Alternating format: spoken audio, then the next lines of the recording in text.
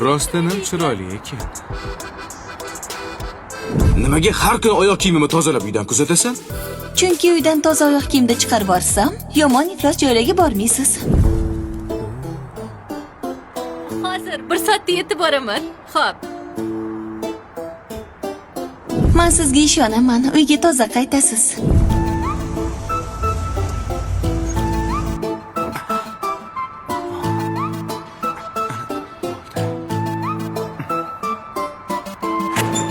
Voyo, qatamada kelganimmi? Assalomu alaykum, yaxshi keldingizmi? Va alaykum assalom. Ha, yaxshi keldim. Oyoq kiyimim top-toza. Qara, yaltilayapti. Ha, toza. Manda ayb yo'q.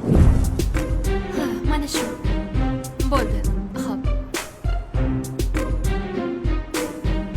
Assalomu alaykum. Va alaykum assalom. Mengachi? Wow. Eng chiroylisi shumi? Voy. Eng chiroylisi sen emassan? Oy, men o'zim yetmayapman. Men buni yetyapman. Bumi? Aha. Bu ham eng chiroylisi emas. Eng chiroylisi shu. Nima? Mana.